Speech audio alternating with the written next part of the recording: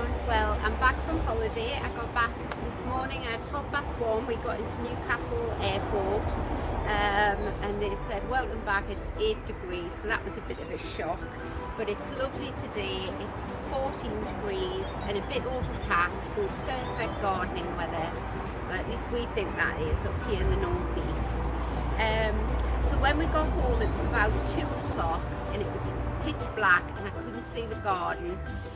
So I woken up this morning, had a cup of coffee, and I thought, why don't you come with me on my first walkthrough of the garden? So this, I've been away 12 days.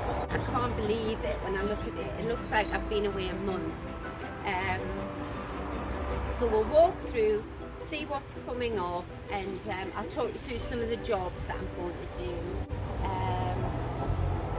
So yeah, the first job I'm going to do is, now that I've got the baskets off here and they're planted out, if you have a look, the wooden railing here, it doesn't matter what paint I use, it always flakes off, because this is south facing and it just sort of blisters. So I'm going to paint those railings and then put the baskets back on.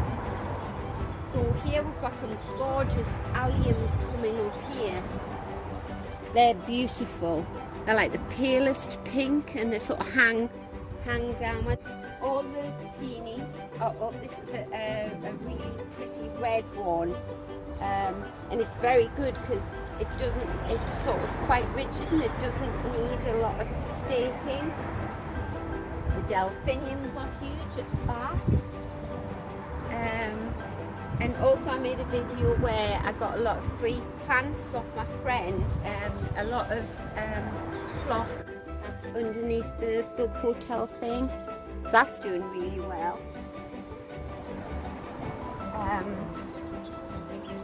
This peony's all in bud, and the hydrangea Annabelle there, that's doing really well. This is some of the flock that it's been in my garden for a while, and I will do a video because I'll be doing the Chelsea chop on the flock in the garden. This is my Fraggle Rock Monarda, love that. Oh, and this is one of my favourite plants. I think this is some kind of Persicaria, and that's as soft as anything. The leaves are really, you can mistake them as weeds when they're little because they just look like sort of dock leaves, but beautiful patch that. So that big hedge at the back there is full of sparrows which are nesting. So all the hedges in the garden were cut. I think I did them in October. It usually takes about 2 or 3 weekends to do them. So I won't be touching these hedges until sort of late summer when I know all the birds have finished nesting. But having said that, when you look at these hedges here, what I do is I climb up on the railings and I give them a little trim along the top with the hand shears. We never get any birds nesting in those, but they do use it because this is their feeding station, so they sort of hop in and out the hedge. But I'll not disturb them doing that, and it just really neatens the garden up. The lilac trees are all out. They weren't out on the left, and they go right along the front of the house as well. The Japanese cherry tree had just come into flower, and that's obviously flowered. It's very windy here, so it doesn't stay in flower very long. It's probably lasted a week and then it all comes down, and I actually love it at its best when the flowers are on the ground, and this wiggly sort of piece of grass cap looks like a pink ribbon. It looks a bit like this cap here, and it's beautiful. Oh, and that's gorgeous as well. This is the Jacob's Ladder. That's a lovely patch, and we've got a Strantia here. Everything's looking great. This whole border, this whole section here, I dug that out last year. Those alliums are huge at the back there.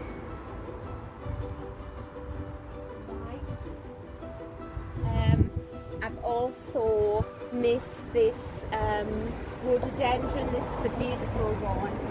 Opens red and then turns pale, sort of apricot yellow. So I'll be going in and deadheading that shortly. But this rhododendron is red, bright red, and the buds are all out on that.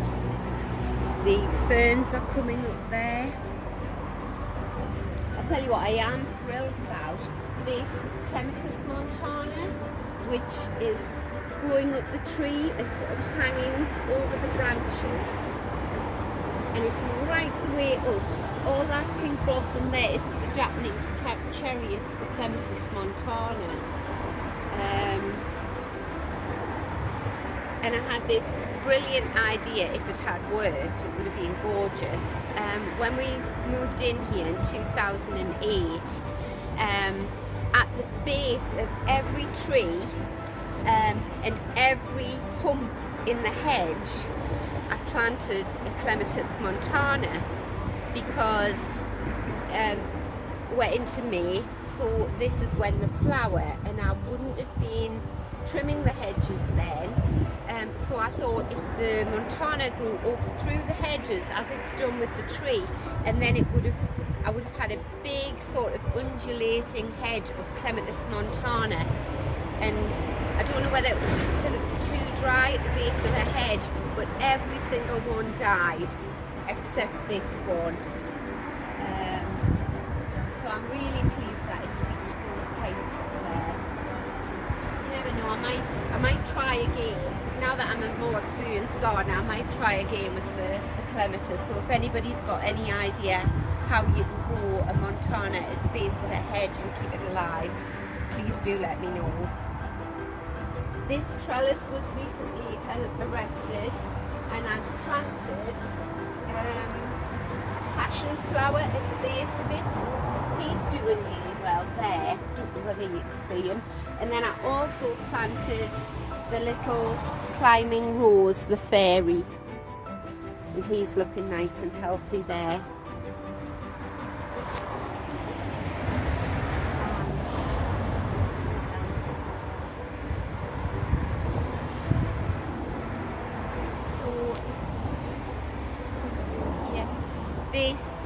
This is one, well, it is my favourite geum, not that dandelion. Take the head off.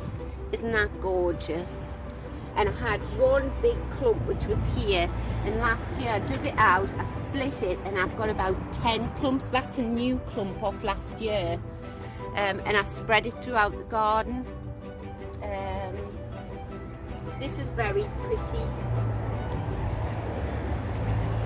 I'm not even sure what that is. Is it a tiarella or?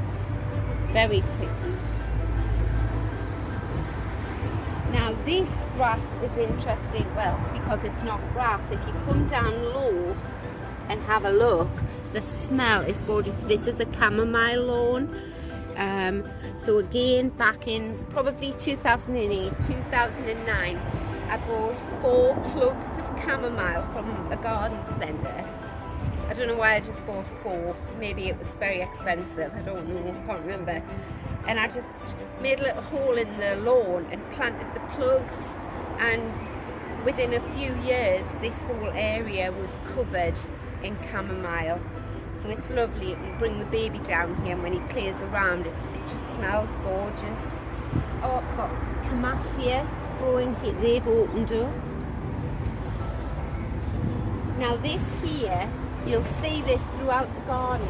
I use very pretty sort of wiggly bits of branch as natural plant supports. So I've got the Cosmea lucifer, which will grow up here, and this will keep that standing upright. I've got phlox, I've got a huge daisy over there, loosestrife, phlox in the middle. And then this border, I'm really pleased with this.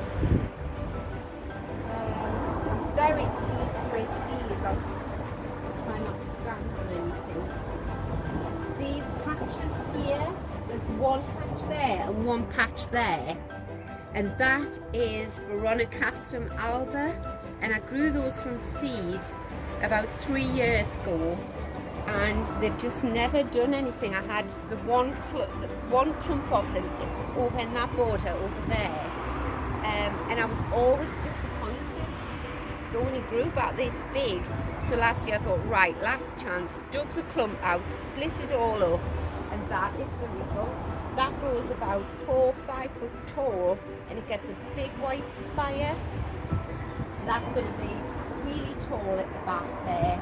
And then I've got my lovely Montana growing in amongst the magnolia there.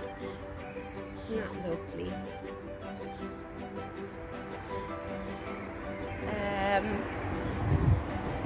Really pleased with this as well. This has been another real struggle to get clematis to grow in this area. I don't know why it doesn't, but these clematis have been in here for years.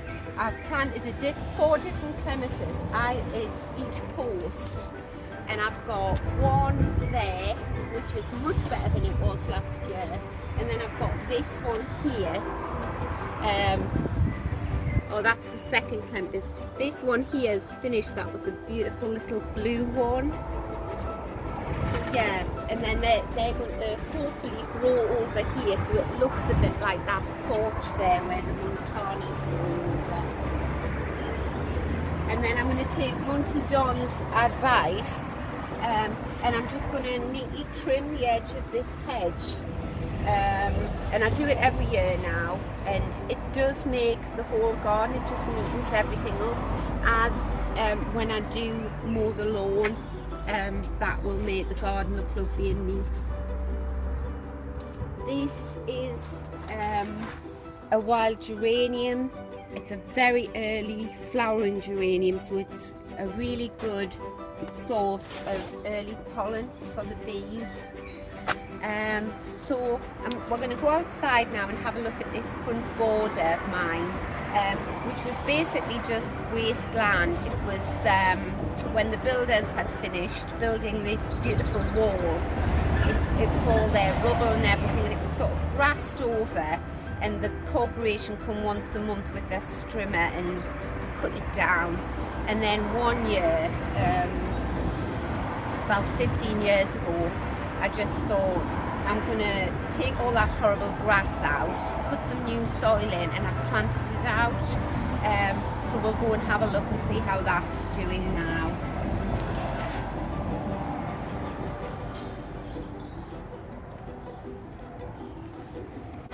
Lovely, tall, deep purple Lunaria is doing well.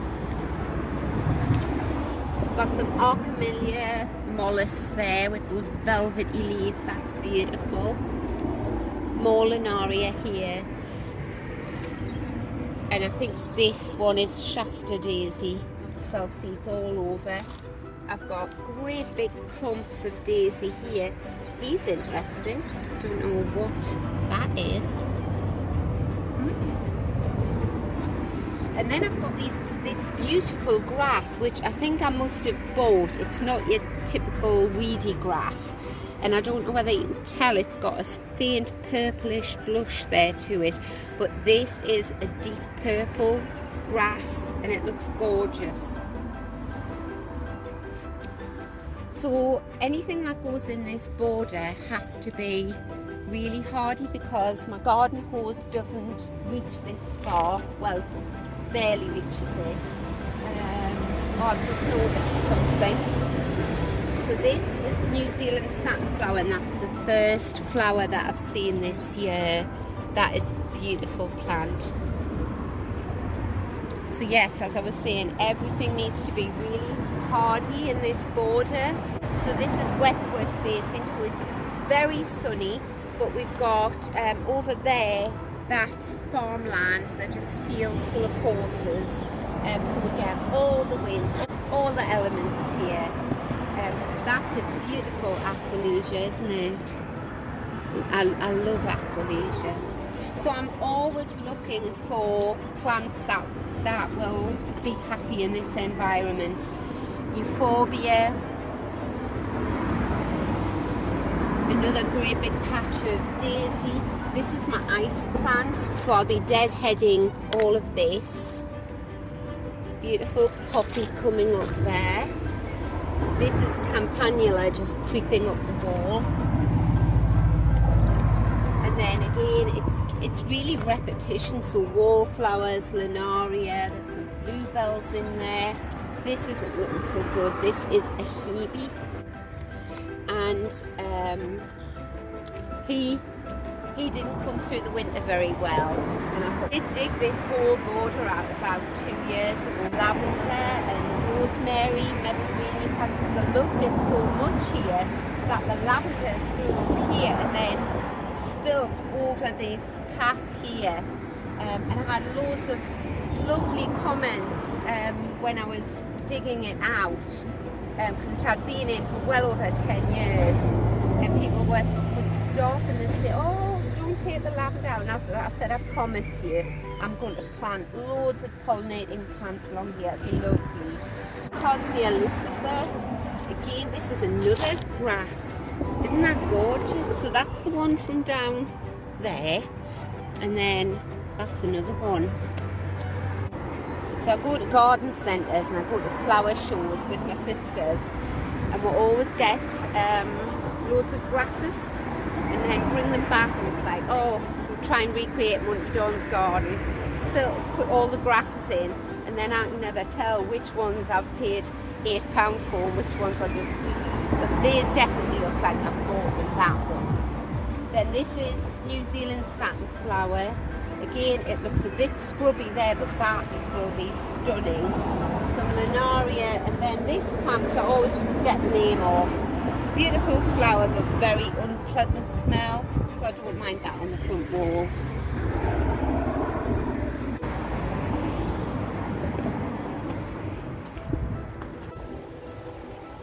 This iris is gorgeous. You can just see the tip that it's a lavender one.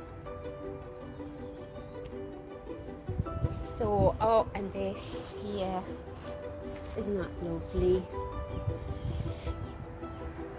So yes, I'm actually very shocked at how much the garden has come on in the 12 days I've been away.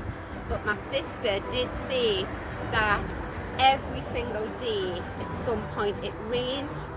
So I think that's been a big factor in it. So right, we'll go through and have a look in the back.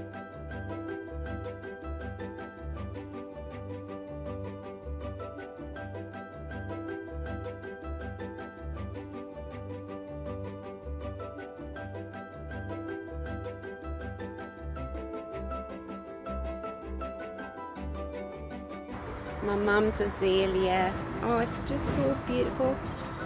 That's even better than it was last year. The crab apple has finished now. This Archimillion mollusk, that was just nowhere to be seen. It was tiny. A little look around the front border here. It's got some alliums coming up.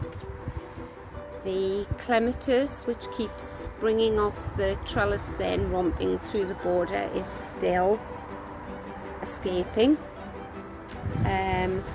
Got all the buds on this peony, Sarah Bernhardt peony. My Aquilesia's all coming out.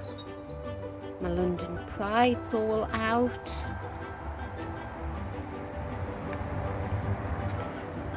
My other big peony, this beautiful clematis here. Isn't he gorgeous? Right, now for the greenhouse. Let's see how that's faring. So we're heading into the greenhouse now to see how all the seeds and the seedlings are, how they've done while I've been away.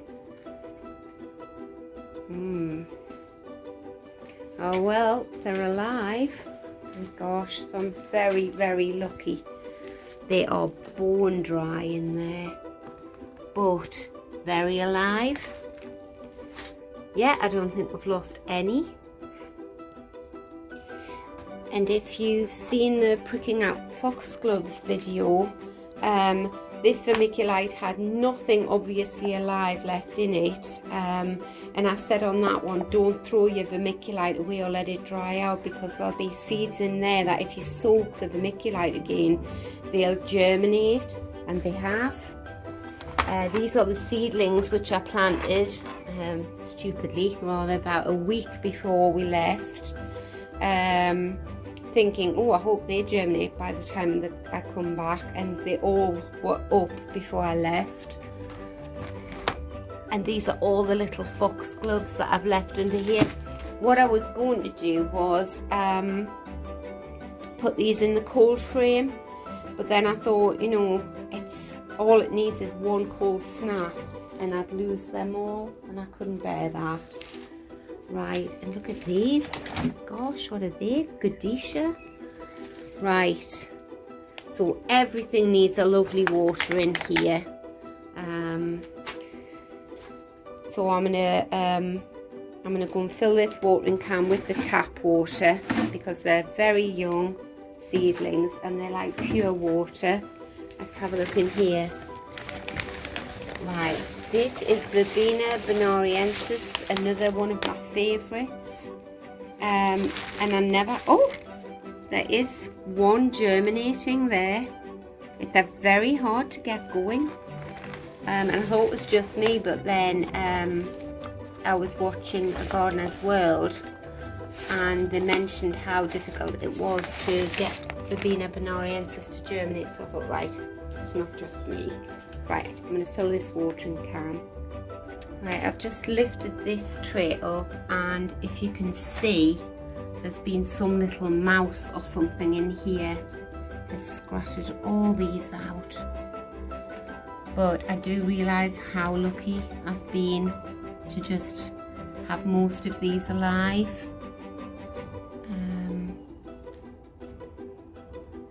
It's a difficult one when you go away so early in the year. In May, it's sort of a crucial time, but you can't be a slave to the greenhouse.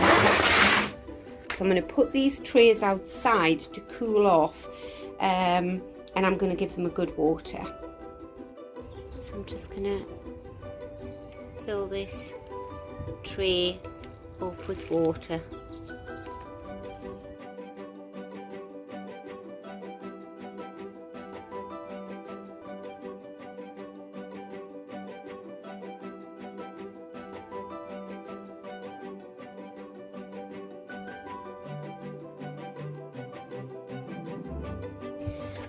I also left these little aces, put them up there. I left these in the greenhouse.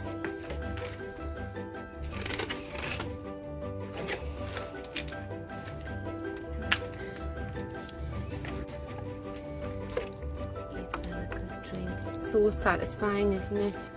Just nurturing plants, giving them a drink when they need it, giving them a feed when they need it.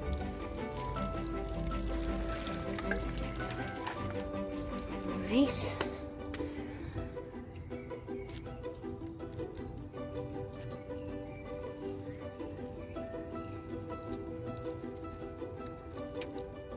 Normally I would just water these from the bottom, little plants like this, but like I say, needs must. They're desperate for a drink, these ones.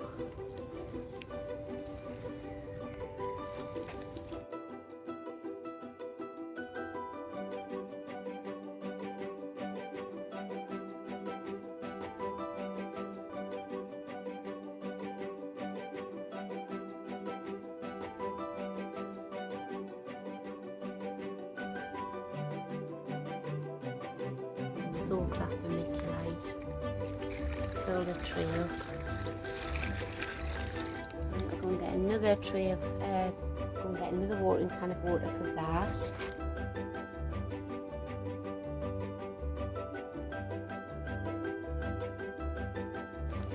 So just giving you an update, they've all been soaking for hours outside in the shade.